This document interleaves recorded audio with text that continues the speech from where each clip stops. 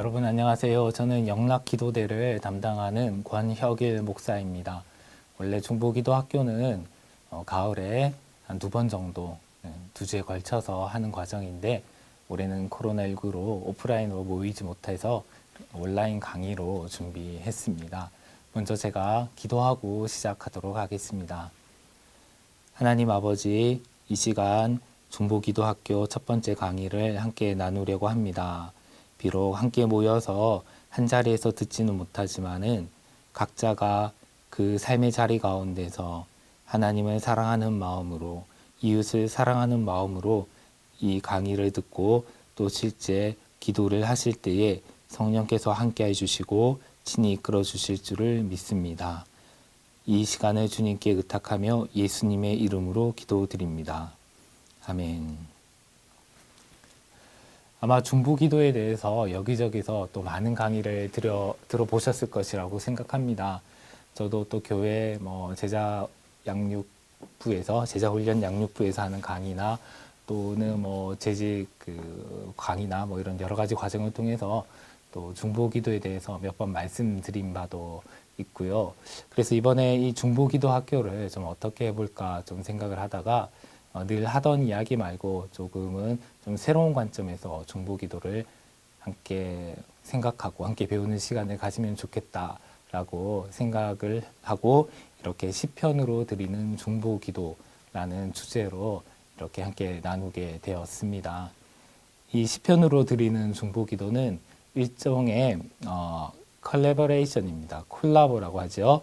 시편 기도와 중보 기도의 콜라보라고 할 수가 있습니다. 시편 기도라는 것은 크게 두 가지를 말씀드릴 수가 있어요. 기독교 전통에서 시편 기도는 먼저 시편 찬송의 형태로 드려져 왔습니다. 여러분 잘 아시는 이 시편은 원래 이스라엘 공동체에서 공동체 예배 가운데서 불려지던 찬송이었지요.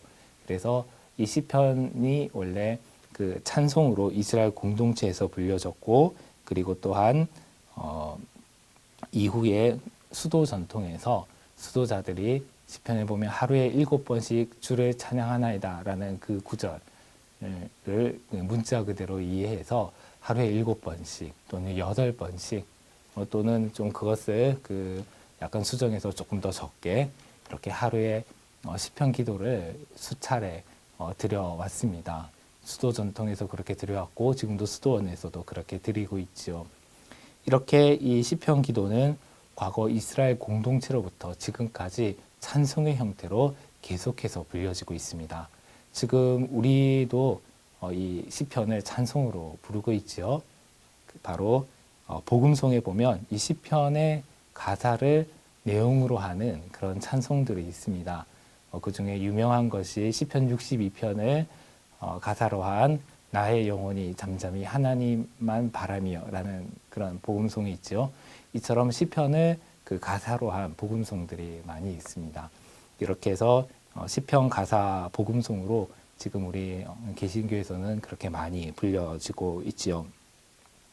이렇게 시편은 이스라엘 공동체로부터 해서 교회 전통에 걸쳐서 끊임없이 이제 불려져 왔던 찬송, 그리고 찬송으로 된 기도이기 때문에 전통적으로 이 교회 전통에서 시편은 가장 완벽한 기도서다라고 이해되고 있습니다. 시편을 보네퍼 같은 경우에는요, 시편을 성경책 속에 있는, 성경 속에 있는 기도서다라고 이야기하기도 했고, 그리고 토머스 머튼이라는 사람은 가장 완벽한 기도서다라고 이야기를 했습니다.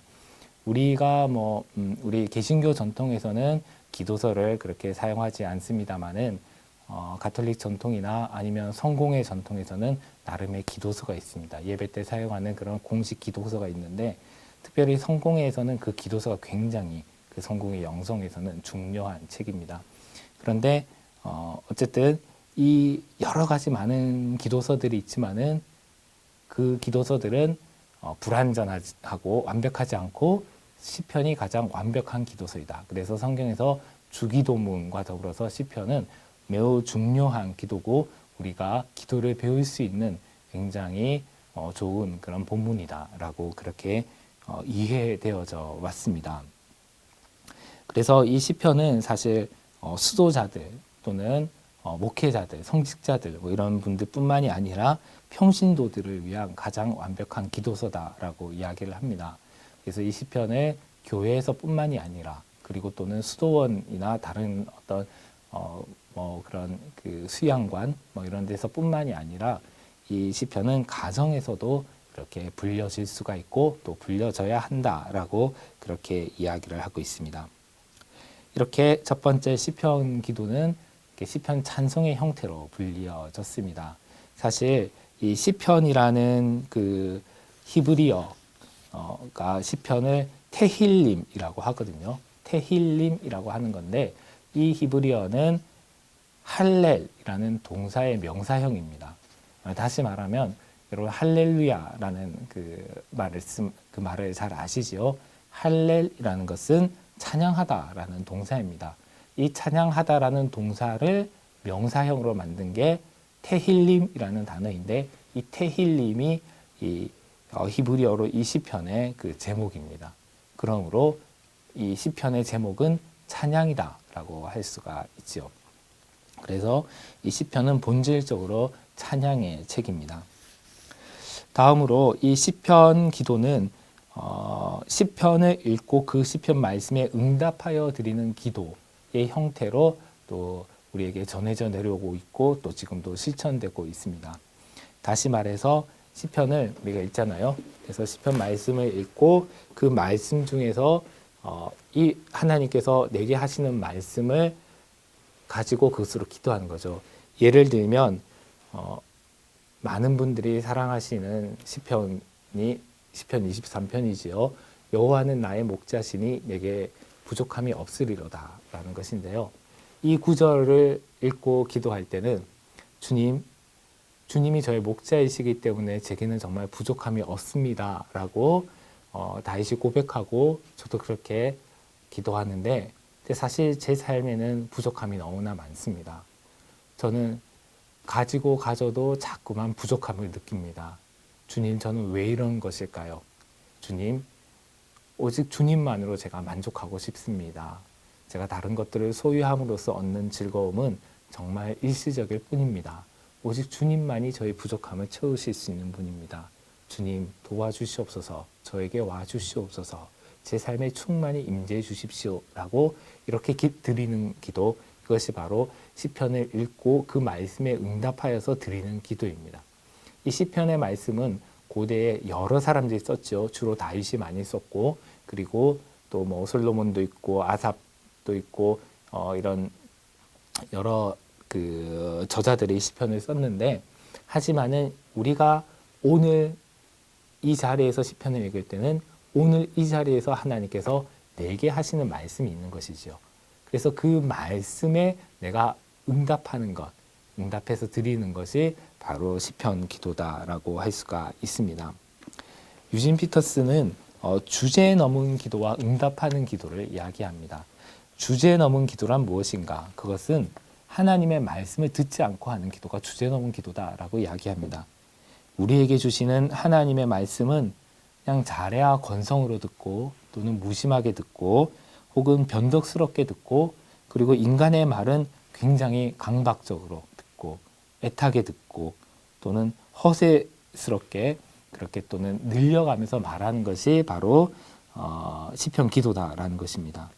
다시 말해서 하나님께서 하시는 말씀에는 네, 제가 방금 잘못 말한 것 같은데 주제 넘은 기도입니다. 그러니까 하나님께서 말씀을 통해서 내게 주시는 그 말씀에는 귀를 기울이지 않고 그냥 내가 하고 싶은 말, 나의 욕구에 따라, 나의 바람에 따라 하나님께 강청하는 말, 이런 것들만 하는 것이 바로 주제 넘은 기도다라고 유진 피터스는 이야기합니다.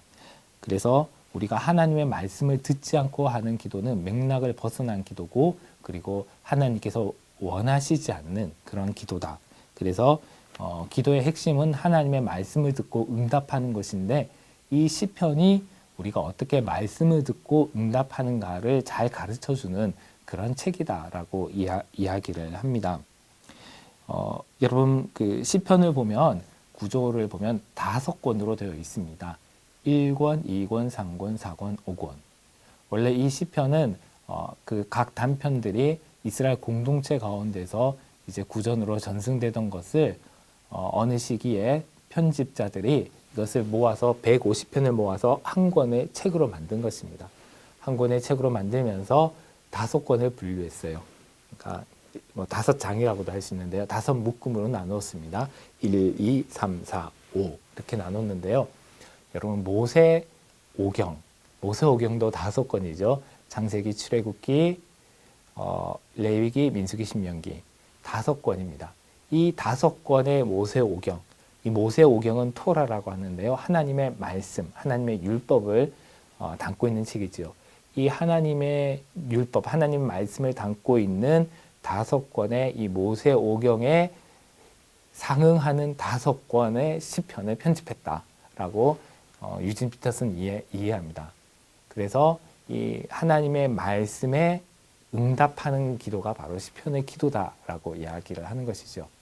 그렇다고 해서 물론 기계적으로 시편의 1권이 창세기에 대한 응답이고 2권은 또 출애굽기에 대한 응답이고 그런 것은 아닙니다. 그런 것은 아닌데 상징적으로 그렇다라고 이야기를 하는 것입니다. 이처럼 이 시편을 통해서 우리는 하나님의 말씀에 응답하는 기도를 드릴 수가 있다라고 그렇게 이야기를 하고 있습니다. 이 시편에는 그러면 어떠한 내용들이 있을까요? 시편에는 다양한 주제들이 담겨져 있습니다. 연구자들마다 그 분류가 일치하는 것은 아니지만은 보통 시편은 찬양의 시편들이 있죠. 할렐이라는 그 제목처럼 그것처럼 이 시편에는 하나님을 찬양하는 내용들이 가득 차 있습니다. 그리고 또한 그것뿐만이 아니라 참회시라고 하죠. 참회, 죄를 고백하는 그런 시편들이 있습니다. 대표적인 것이 시편 51편이고요. 그리고 대표적인 참회시로는 시편에는 7개가 있다라고 하는데 그것 외에도 참회에 대한 내용들이 또 곳곳에 들어 있습니다. 그리고 율법, 하나님의 말씀에 대한 그런 시편들이 있는데요. 대표적인 것이 시편 119편이죠. 그래서 119편에 보면 하나님의 말씀이 얼마나 아름다운지, 우리가 얼마나 사모해야 할 만한 것인지 이런 것들을 노래하고 있는 것이 시편 119편입니다. 그 다음에 시편에는 또 자연과 창조에 대한 내용들이 있습니다. 대표적인 것은 시편 8편이지요. 그래서 주님께서 만드신 해와 달, 별을 보면서 주님을 찬양하는 내용이 시편 8편에 있는데요. 그런 내용도 있고요. 그리고 또 성전에 올라가는 노래라고 해서 또 시편 120편인가요? 120편부터 해서 쭉 보면 134편까지 성전에 올라가면서 이스라엘 백성들이 절기 때 성전에 올라가면서 함께 불렀던 노래가 있습니다. 하나님께 예배하러 나아가기 위해서 불렀던 노래죠. 그런 성전에 올라가는 노래도 있고 그리고 또 왕에 대한 시편도 있습니다. 시편 20편, 21편 이런 내용들은 왕에 대해서 하는 것인데요. 이 왕에 대한 그 시편들은 왕 개인이 아니라 왕은 그 나라, 그 공동체의 운명을 쥐고 있는 존재죠. 그래서 왕을 위한 기도는 결국 나라를 위한 기도라는 것입니다. 그래서 하나님이여 왕의 기도를 들어주십시오라고 기도하는 것은 하나님이여 왕의 기도를 들으셔서 우리나라를, 우리 민족을 지키고 보호하여 주십시오라고 하는 기도입니다. 그래서 왕에 대한 내용들이 있고요. 그 다음에 또 많은 것이 비탄시라고 하는데요. 비탄, 고난 가운데서 주님께 드리는 비탄, 탄식 이런 것들이 담겨져 있습니다. 그리고 이런 것들은 또 원수들에 대한 고발, 저주 이런 것들도 연결되어 있습니다. 이렇게 시편에는 다양한 내용들이 있는데요. 그런데 전통적으로 이 시편은 교회에서 우리 자신들에 대한 내용이다라고 여겨져 왔습니다. 4세기 초에 보면 그 아타나시우스라는 교부가 있었어요. 이 아타나시우스라는 교부가 마르셀리누스라는 사람에게 쓴 편지에 따르면 시편에 대해서 이렇게 이야기합니다. 시편은 당신의 초상이 그려진 그림과 같습니다. 그래서 당신은 그 그림을 보면서 자신을 이해하게 되고 마침내 시편이 제시하는 모범에 따라 자신을 형성하게 됩니다. 성서의 다른 곳에서 당신은 지켜야 할 이러저러한 계명들이 있습니다. 율법서에는 계명들이 나와 있죠. 아니면 선지서들을 읽고 구세주의 오심을 배우거나 역사서들을 읽고 왕들과 거룩한 사람들이 한 일들을 배웁니다. 그러나 시편에는 이 모든 것들 외에 당신 자신에 대해 배웁니다. 당신은 그 속에 당신 영혼의 모든 움직임들, 곧 영혼의 변화들, 기복, 실패와 회복이 묘사된 것을 발견합니다. 율법서를 통해서는 하나님의 말씀을 배울 수가 있고, 그리고 선지서를 통해서는 구세주의 오심에 대해서 배울 수가 있고, 그리고 역사서를 통해서는 왕들과 거룩한 사람들에 대해서 그들이 한 일들에 대해서 배울 수가 있는데, 시편에 대해서는 다른 사람이 아니라 당신 자신에 대해서, 나 자신에 대해서 배울 수 있다라고 아타나시우스는 말합니다. 그 속에 있는 영혼의 움직임들, 이 시편에 보면 사람의 내면에 있는 그 여러 가지 감정들, 그리고 고통들, 이런 또는 열망들, 욕망들, 이런 것들이 잘 표현이 되어 있습니다. 그래서 이런 것들은 바로 우리 영혼, 나의 이야기들을 담고 있다. 그래서 마치 거울과 같이 시편을 통해서 우리는 우리 자신을 볼 수 있다. 또는 시편은 우리의 초상하다라고 이렇게 이야기를 합니다. 비슷하게 요한 깔뱅, 보통 존 칼빈이라고 부르죠. 이 요한 깔뱅은 시편을 영혼의 해부도다라고 불렀습니다. 우리 영혼의 해부도, 우리 영혼에 있는 감정과 생각들을 해부해 놓은, 그래서 적나라하게 보여주는, 그리고 우리가 그것을 스스로 그것을 보고 인지하고 알 수 있는, 깨달을 수 있는 책이 바로 이 시편이다라고 깔뱅은 이야기했습니다. 그렇다면 여기서 우리가 한 가지 이런 질문이 들 수가 있어요. 지금 이 중보기도학교 강의를 시편으로 드리는 중보기도라는 주제로 하고 있는데요. 중보기도는 남을 위한 기도지요. 남을 위해서 하는 기도인데, 그러면 자신에 대한 내용이 담긴 시편으로 우리가 어떻게 중보기도를 할 수 있는가라는 이런 질문이 들 수가 있습니다. 거기에 대해서는 간단하게 두 가지 답을 할 수가 있는데요. 먼저 첫 번째, 시편에는 가난한 자, 억압받는 자, 억울한 자, 그리고 거짓 폭력의 희생자들, 이런 이들의 이야기들이 많이 나와 있습니다. 그리고 아까 말씀드린 것처럼 왕과 나라의 평안, 구원을 바라는 내용들이 많이 나타나 있습니다. 그러므로 우리는 이 시편에 있는 그러한 내용들을 통해서 세상에서 억압받는 자, 힘이 없는 자, 병든 자, 그리고 폭력의 희생자, 거짓의 희생자, 이런 이들을 위해서 우리가 기도할 수 있고, 나아가서 나라와 민족을 위해서도 기도할 수가 있습니다. 다음으로 두 번째로 먼저 우리가 또 생각할 것은요, 자아라는 좁은 집을 벗어나지 않으면 다른 사람들, 세상을 위해서 기도할 수가 없습니다. 자아는 굉장히 좁은 집과 같습니다. 그래서 우리가 이 시편 기도를 통해서 자기 자신을 발견하고, 그리고 자기 자신의 그런 한계들을 극복해 나갈 때에 우리는 그 자아라는 좁은 집에서 벗어나서 넓은 세상을 위해서, 이웃을 위해서 기도할 수가 있는 것이죠. 그렇기 때문에 이 중보기도학교는 이 두 가지 내용으로 이 1강과 2강을 구성해서 나누려고 합니다. 먼저 오늘은 자아에서 벗어나는 기도에 대해서 시편 77편을 통해서 나누려고 하고요. 그리고 다음 주에는 이제 다음 두 번째 강의 때는 가난한 자나 억압된 자나 그런 다른 이 세상에 대한 그런 내용들을 가지고 또 타인을 위해서, 세상을 위해서 기도하는 것을 함께 나누려고 합니다. 고대 이 4세기에 사막 교부들이라는 사람들이 있었어요. 이 사막 교부들은 기독교가 로마 제국에서 공인되면서 많은 사람들이 그 신앙이 이제 현실에 타협해 나가자 순수한 신앙, 순수한 믿음을 지켜나가기 위해서 사막으로 나아가서 사막에서 기도하고, 그리고 또 사막에서 생활한 사람들인데요. 이 사막 교부들이 남긴 금언집이 있습니다. 이 사막 교부들의 금언집에 보면 이런 이야기가 있어요. 세 명의 친구들이 있습니다. 먼저 첫 번째 친구는 마태복음 5장 9절에 화평케 하는 자는 복이 있나니 그들이 하나님의 아들이라 일컬음을 받을 것이미요 라는 이 말씀을 읽고 나는 화평케 하는 사람, 세상에 평화를 만드는 사람이 되어야겠어. 그러니까 피스메이커가 되어야겠다는 거죠. 그렇게 생각을 하고 싸우는 곳, 갈등이 있는 곳, 그런 곳에 가서 사람들을 중재하기로 했습니다. 다음으로 두 번째 친구는 병자를 돌보기로 했어요. 그래서 아픈 사람들, 치료가 필요한 사람들에게로 가서 그들을 돌보는 삶을 살기로 결심을 했습니다.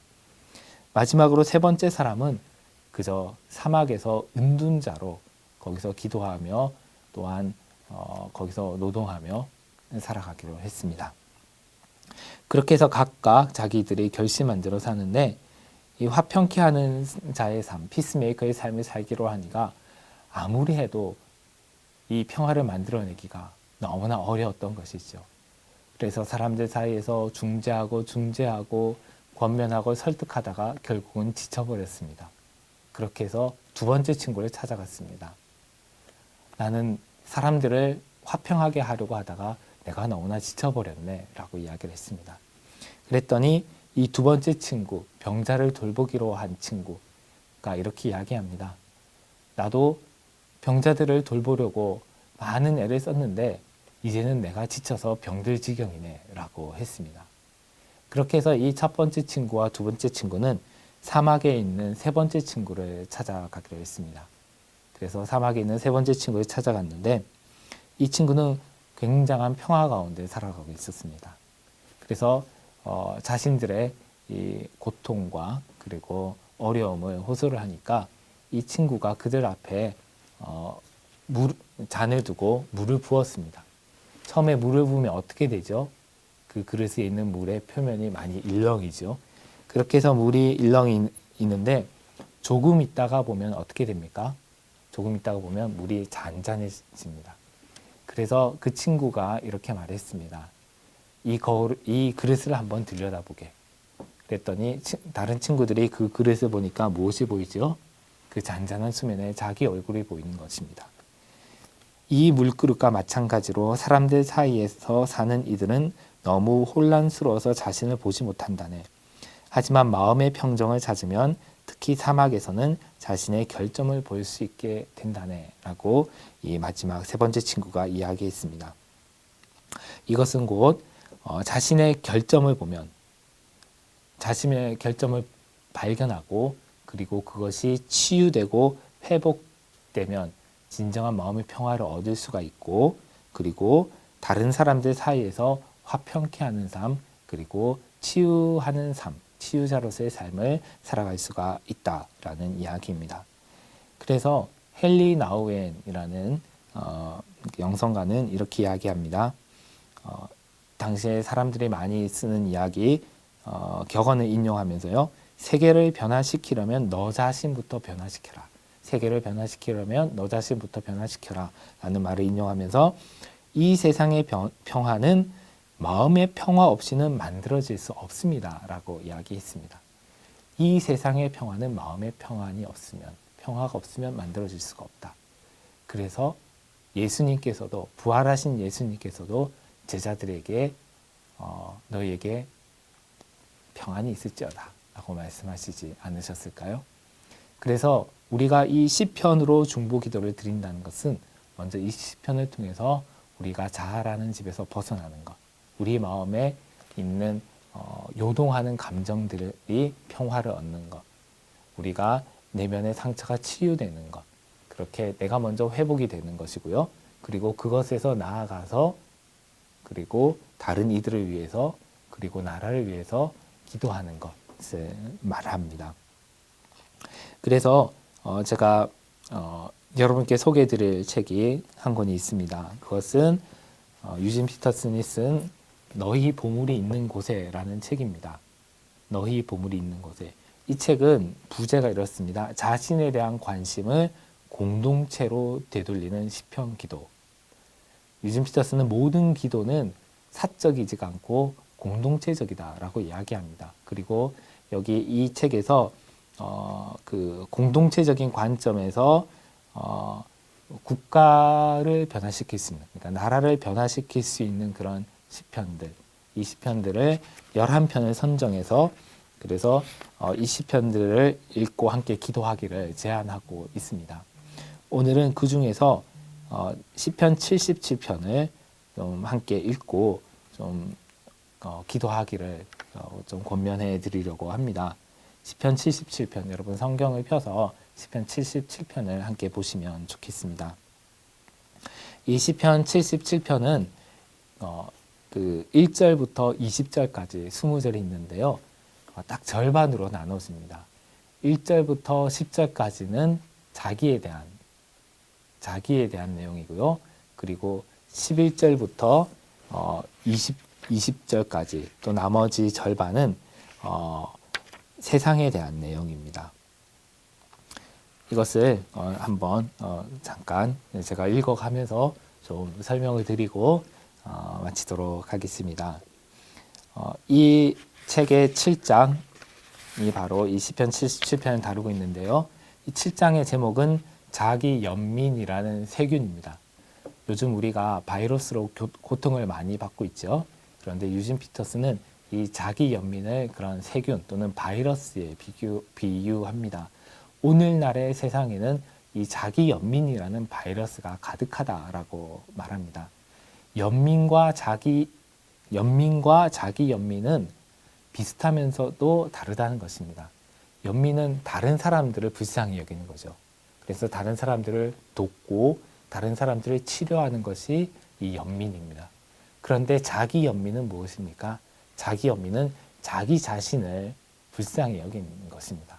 세상에 일어나는 모든 일들을 자기 연민의 관점에서 해석을 하면 항상 자기는 피해자가 되고 자기는 불쌍한 자가 되는 것입니다. 그래서 이 시편에 보면 이 자기 연민에 대한 내용이 나온다라고 이야기를 합니다. 그리고 오늘날 우리가 살아가는 세상은 이 자기 연민으로 가득하다라고 말합니다. 그 예로 말하는 것이 유명인의 자서전을 이야기하는데요.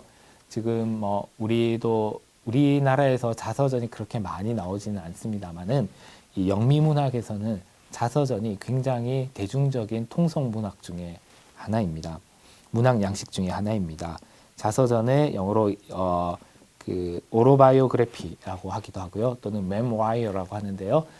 주로 이제 이 메모와이어들은 자기 자신의 이야기를 자기가 쓰는 것인데 이 자서전은 자기 자신의 인생을 자기 연민의 관점에서 해석하고 이야기하는 책들이다라고 이야기를 합니다. 그런데 이제 그런 넋두리, 그런 우는 소리를 사람들이 많이 읽고 그것들이 베스트셀러가 되면서 그러면서 오늘날 이 문화는 자기 연민에 빠진 문화가 되고 그리고 많은 사람들이 자기 연민은 괜찮은 거구나라고 생각하면서 그리고 자기 연민의 습관화가 이루어져 있다라고 그렇게 이야기합니다. 이것이 영미에 있는 그런 어떤 문화, 서구 문화를 말하는 것이긴 하지만은 오늘날도 마찬가지인 것 같아요. 오늘날 한국 문화도 마찬가지인 것 같습니다. 오늘날 한국 문화에도 보면 많은 사람들이 자기 연민에 빠져 있음을 쉽게 알 수가 있습니다. 자기 연민을 이렇게 설명합니다. 제가 여기 이 책 134페이지의 일부분을 읽어보겠습니다. 자기 연민은 거의 언제나 다음과 같이 정확한 사실들과 관계가 있다. 저 사람의 자동차가 내 자동차보다 더 좋다. 저 여자의 남편이 내 남편보다 더 사려 깊다. 저 사람의 소화기가 내 소화기보다 더 건강하다. 덜 유능한 저 사람이 나보다 더 나은 자리에 승진했다. 이는 논쟁의 여지가 없이 분명한 사실이다. 불쾌한 비교에서 폐해가 은밀히 시작된다. 나는 자신에 관한 어떤 사실을 알게 되면 그것을 다른 이의 것과 비교하곤 한다. 이렇게 해서 얻은 지식은 성장을 위한 자극제가 되거나 다른 이를 축복하는 계기가 되기도 하지만은 대개는 질투를 유발한다. 여러분 어떠세요? 이런 비교 해보신 적 있지 않으세요? 나의 배우자보다 남의 배우자가 더 낫게 보이고, 그리고 나의 직장이나 다른 사람의 직장이 더 낫게 보이고, 그것도 나보다 다른 사람이 더 학교 다닐 때 공부도 못했던 것 같은데 좋은 직장에 다니고 또는 수입도 더 좋고, 그러면 스스로를 또 불쌍하게 여기고, 이런 그런 일들이 이 사회에 많은 것 같습니다. 이런 비교를 통해서 많은 사람들은 이제 자기 연민에 빠진다는 것인데요. 그래서 이 자기 연민이라는 것은, 이 자기 연민이란 바이러스는 오늘날 우리 영혼이 걸리는 가장 심각한 질병 가운데 하나다라고 이야기합니다. 그래서 이 자기 연민이라는 이 질병, 이 전염병에 걸려 있는데 이것을 어떻게 치료해야 될까라고 질문하면서 그 치료는 바로 기도를 통해서 일어난다라고 이야기합니다. 기도는 자기 연민을 건드릴 만큼 하지만 자기 연민에 흡수되거나 동화되거나 휘둘리지 않고 오히려 자기 연민을 기도의 한가운데로 가져와서 그것을 통해서 자기 초월로 나아가게 하는 그런 것이 바로 기도다라고 이야기합니다. 자, 기도 속에서 우리의 자기 연민이 훨씬 강하고 훨씬 건강한 에너지, 그것이 무엇일까요? 하나님의 사랑이겠죠. 하나님의 사랑과 마주쳐서 스스로 변화되기 때문이다 라고 이야기합니다.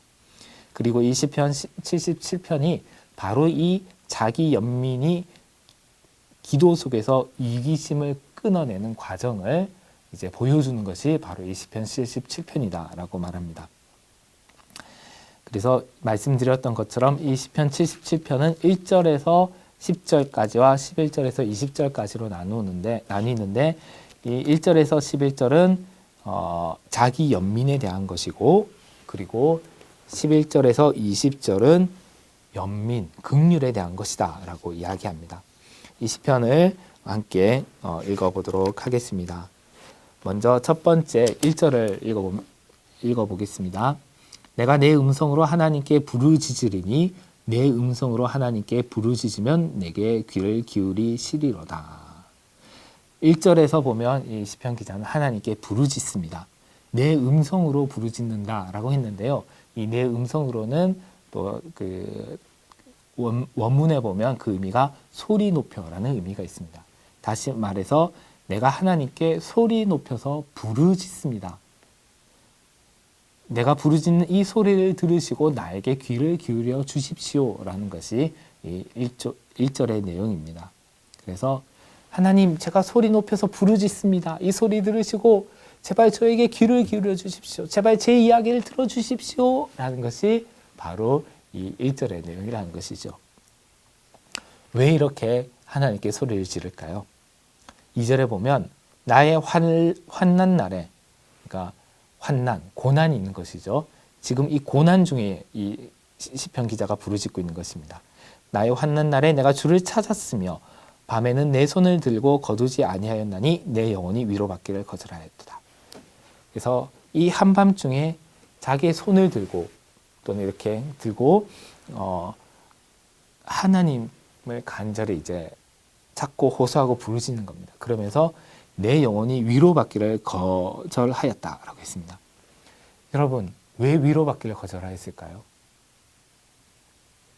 혹시 여러분도 어떤 슬픈 일을 만났는데 다른 사람들이 위로하는 것을 거절하신 그런 적이 혹시 있지는 않으십니까?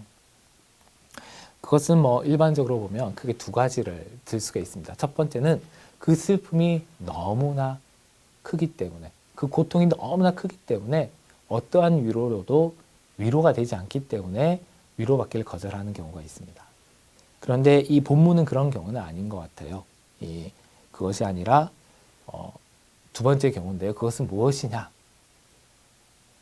그것은 자기의 그 슬픔, 고통 속에 빠져 있고 싶어 하기 때문입니다. 다시 말해 자기를 불쌍히 여기면서 자기 연민 가운데서 자기를 그 불쌍히 여기는 마음 속에 빠져 있고 싶어서 다른 사람의 위로를 거절하는 것이죠. 아마 혹시 그런 적이 있었던 그런 경험이 있으신지도 모르겠습니다. 이 자기 연민은 자기 속에 빠지게 합니다. 다른 사람의 위로를 거부하고 그냥 그 속에서 계속 스스로를 자기를 불쌍히 여기는 그 감정 속에 끊임없이 몰두하고 그 감정 속에 소모되게 만드는 것이 이 자기 연민의 특징입니다. 그래서 이 사람은 자기가 이 시편 기자는 자기 연민 속에서 하나님께 부르짖고 있습니다. 그런데 하나님께 부르짖기는 하는데요. 그런데 3절에 보면 이렇습니다. 내가 하나님을 기억하고 불안하여 근심하니 라고 했는데 이 불안하여 근심하니라고 번역된 이 부분은 한숨을 짓습니다 라는 의미가 있습니다. 원래는 한숨을 짓습니다. 내가 하나님을 생각하면서 한숨을 짓습니다. 여러분, 하나님을 생각하면서 한숨을 짓는다는 것은 무슨 뜻일까요? 그것은 이 유진 피터슨에 의하면 하나님을 생각하지만 오래 생각하진 않는다는 것입니다. 그냥 하나님을 생각하고 하나님을 끊임없이 바라보는 것이 아니라 한숨을 짓고 다시 자기 자신의 감정, 자기 자신의 아픈 슬픔에 몰두하는 것이죠. 단지 하나님을 부르는 이유는 단지 자기 자신을 불쌍히 여기기 위한 그런 위선적인 그런 구실에 해당하지 않는다라고 이야기합니다. 또한 이 자기 연민의 특징이 4절에 나와 있는데요. 4절에 보면 주께서 내가 눈을 붙이지 못하게 하시니 내가 괴로워 말할 수 없나이다 라고 했습니다. 내가 눈을 붙이지 못하게 하였다. 주님께서 내가 눈을 붙이지 못하게 하였다 라고 했습니다. 내가 한숨도 못 자게 하였습니다. 주님께서 저로 하여금 뜬 눈으로 밤을 보내게 했습니다. 다시 말해 자신의 그 불면을 주님께 핑계를 대는 것이죠. 자기가 못 자는 것이 아니라 하나님께서 나를 못 자게 했다는 것입니다. 여기 이 부분의 원문은 보면 눈을 붙이지 못한다라는 것은 그 망보기, 불침번, 원래 이것을 뜻하는 단어입니다. 그런데 군대에서 이제 불침번을 써보신 분은 잘 아시겠지만은 불침번이 밤 내내 그렇게 불침번을 보지 않습니다. 교대를 하지요. 양치기들도 그랬다고 합니다. 양치기들도 목자들도 3시간에 한 번씩 정도로 이제 교대하면서 그 양을 쳤다고 합니다. 밤에 이제 불침번을 썼다고 합니다. 그런데 이 시편 기자는 한숨도 자지 못했다고 이야기를 합니다. 그것은 그리고 그것이 하나님께서 나를 그렇게 만들었다라고 이야기합니다. 다시 말해서 하나님께서 내게 고난을 주어서 환난을 주어서 나의 상황을 너무 어렵게 만들어서 내가 눈을 붙일 수가 없었다라고 그렇게 불평을 하는 것이죠. 이처럼 자기 연민의 특징 중 한 가지는 바로 남을 탓하는 것입니다. 나의 고통은 누군가 다른 사람의 탓이고 대개는 하나님의 탓이다 라고 이야기를 하는 것입니다. 그리고 또한 이제 5절에 가면요.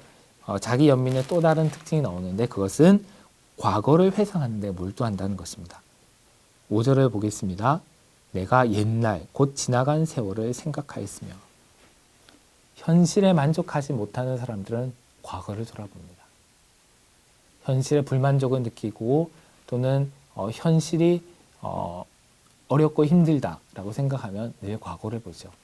그러한 눈으로 과거를 보면 과거에 어려웠던 시절도 참으로 아름답게 보이고 좋았던 시절로 보이는 것입니다. 이처럼 자기 연민은 과거를 이렇게 바라봅니다. 이 과거를 바라보는 것은요, 정말 과거가 좋기 때문이 아니라 말씀드렸던 것처럼 현실에 대한 불만족 또는 현실을 기피하고자 하는 마음, 이런 것들 때문입니다. 계속해서 6절에 보면 자기 연민의 또 다른 특성이 나오는데요. 그것은 밤에 부른 노래를 내가 기억하며 내 심령으로 내가 내 마음에 간구하기를 이라고 되어 있는데요. 이것은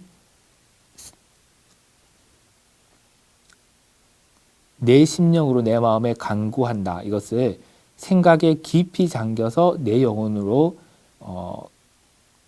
속으로 묻는다. 이런 뜻이 있습니다. 원래 원문을 보면 내 심령으로, 이것은 내가 생각에 깊이 잠겨서 라는 뜻인데요. 그래서 이것을 통해서 이 유진 피터스는 자기 연민은 또한 병적으로 자기를 살핀다라고 말합니다. 우리가 자기를 살피는 것, 성찰하는 것은 매우 중요하죠. 하지만은 이것은 이 자기를 살피는 자기 성찰, 내성이 유익하고 건강해지려고 한다면 훈련이나 또한 지도가 필요하다라는 것입니다. 그렇지 않으면 자기 속에 빠져서 자기 몰두에 빠져서 자기 연민의 늪에 빠지고 만다라는 것입니다. 자기만을 보는 것이죠. 자신을 깊이 생각하는 것입니다. 저희 아이가, 저희 집에 어린 이제 아이가 있는데요. 그 아이가 놀 때 가끔 상자를 머리에 쓰고 놉니다. 상자를 머리에 쓰고 돌아다니는 거죠. 앞이 안 보이니까 넘어지기도 하고 그러는데 재밌다고 깔깔거립니다. 그런데 이 자기 연민에 빠진 사람은 자기 연민의 상자를 머리에 쓰고 있는 것과 같다라는 생각이 듭니다. 그래서 다른 것을 보지 않죠. 모든 것을 자기 연민의 관점에서 자기만 살피고 자기의 그 내면을 살피고 자기 연민의 관점에서 해석을 하고 자기를 불쌍히 여깁니다. 네.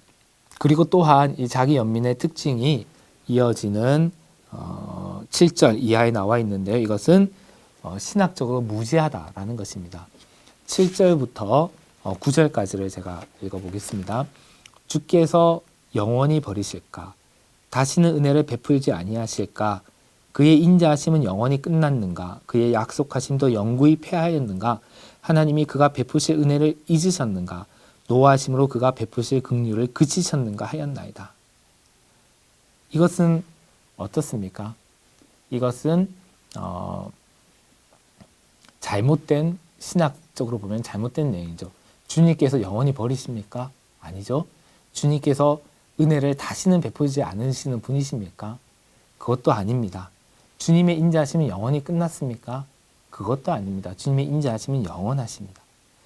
주님의 약속도 영구히 피한 것이 아니라 주님의 약속을 주님이 영원히 기억하시죠. 이처럼 하나님과 정반대되는 이야기를 하는 것입니다.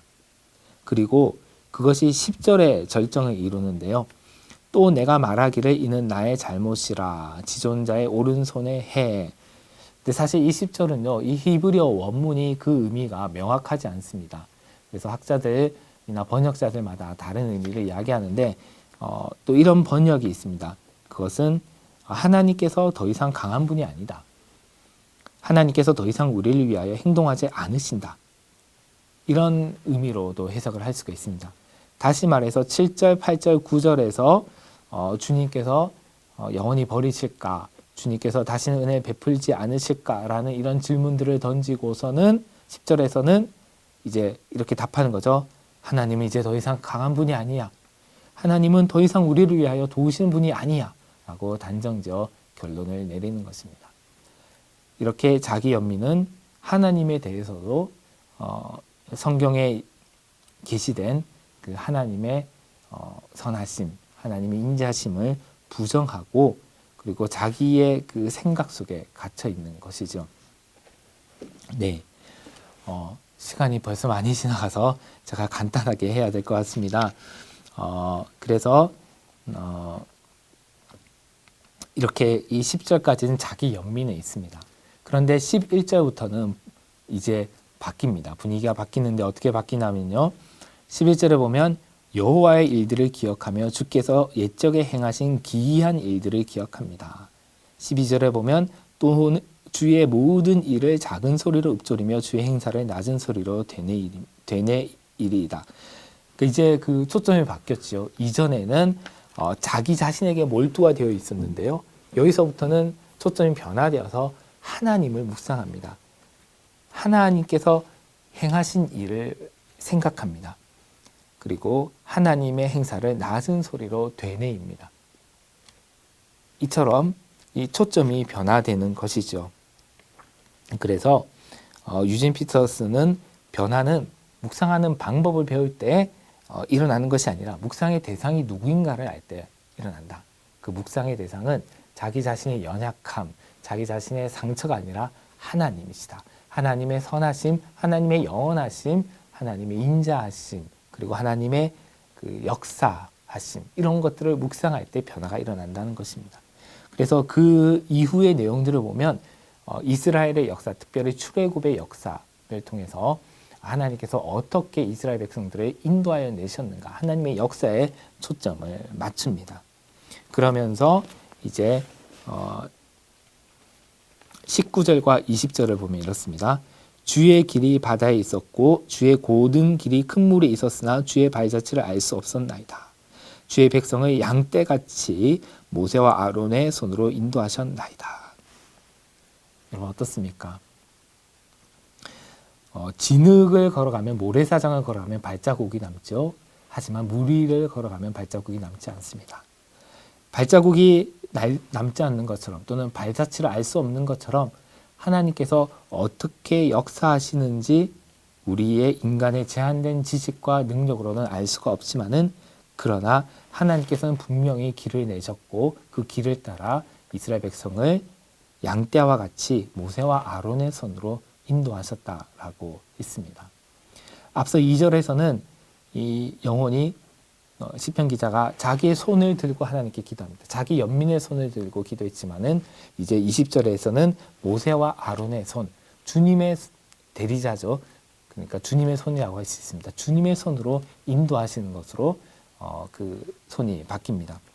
이처럼 이 시편 77편은 자기 연민에서 연민으로 넘어가는, 긍휼로 넘어가는 과정을 보여주고 있습니다. 이 시편은 우리로 하여금 우리 자신의 내면에 있는 상처와 아픔, 이것들을 묵상하고 여기에 몰두하고 여기에 집착하기보다 이것을 하나님께로 가져가라, 그리고 하나님의 역사를 묵상하라라는 것입니다. 이것은 우리 안에 있는 그런 부정적인 것들을 부정하라, 억압하라, 잊어버리라라는 것이 아니라 그것들을 가지고 하나님께로 나아가라는 것입니다. 이 시편 77편의 11절 이후의 후반부는 1절에서 10절까지의 전반부가 있었기 때문에 가능한 것이었습니다. 자기 안에 있는 상처, 고난, 아픔, 이런 것들을 하나님께로 기도 가운데 가지고 나가서 그것을 주님께 말씀드리고, 그리고 주님께서 행하시는 일들을 바라보고 묵상할 때 변화가 생긴다는 것이죠. 그래서 오늘을 마무리하면서 여러분께 한 가지 과제를 드리려고 합니다. 과제를 드리지만은 숙제 검사를 하지는 않습니다. 검사를 하지는 않지만은 여러분께서 이제 여기 이 영상 링크와 함께 보내드리는 링크에다가 여러분의 그 기도문을 짧게 한 줄이라도 이렇게 적으시면 이 강의를 들으신 것으로 출석 체크를 해서요. 그래서 나중에 수료를 한 것으로 간주하겠습니다. 많은 분들에게 이 강의를 듣기만 하고 이제 수료하는 것은 큰 의미가 없을 줄로 압니다만은 우리 교회 영락기도대가 있는데요. 이 영락기도대에서 중보기도 사역자로 또 섬기시기 위해서는 이 중보기도 학교를 수료하도록 되어 있습니다. 그래서 중보기도자로 영락기도에 참여하시기 원하시는 분들은 꼭 그 과제를 하시면 좋을 것 같습니다. 그리고 또 그렇지 꼭 영락기도대에 내가 참여하고 싶지 않다라고 해도, 참여할 의사가 현재 없다고 하셔도, 그리고 여러분의 기도문을 적어주시면 그것을 모아서 기회가 되면 제가 다음 시간에 한번 같이 읽든지 아니면 다른 방식으로 나누든지 하도록 하겠습니다. 어떤 과제냐면요, 내가 가장 불쌍했던 순간을 한번 떠올려 보십시오. 지금까지 살아오면서 내가 가장 불쌍했던 순간을 하나 정도만, 한두 개도 괜찮고요, 떠올려서 그것을 기도 안에 가지고 가서 하나님께 말씀드리십시오. 그리고 하나님께서 내가 가장 불쌍했던 그 순간에 어디에 계셨는지, 어떤 일을 하셨는지, 내게 무엇이 말씀하셨는지를 질문하고 묵상해 보십시오. 그리고 거기에 따라서 하나님과 대화를 나눠보시고요. 그리고 그것을 기도문으로, 짧은 기도문으로 이제 노트에 남기시고, 그리고 그것 중에 달을 넣으셔도 되지만 단 한 문장만 넣으셔도 됩니다. 그것을 여러분 과제로 내어주시면 감사하겠습니다. 네, 지금까지 들어주셔서 감사합니다. 자, 잠깐 기도하고 마치겠습니다. 하나님, 부족한 종이 오늘 시편으로 드리는 중보기도 첫 번째를 함께 나누었습니다. 우리가 중보기도자로 나음을 위해서 또는 나라와 민족을 위해서, 세계를 위해서 기도하기 이전에 우리가 먼저 우리 안에 평화를 소유한 사람, 내면의 평화를 품은 사람이 되어야 함을 들었습니다. 이 시편 기도를 통하여서 우리 안에 있는 다양한 불안과 요동하는 감정들이 평화를 얻을 수 있도록 도와주시옵소서. 예수님의 이름으로 기도드립니다. 아멘.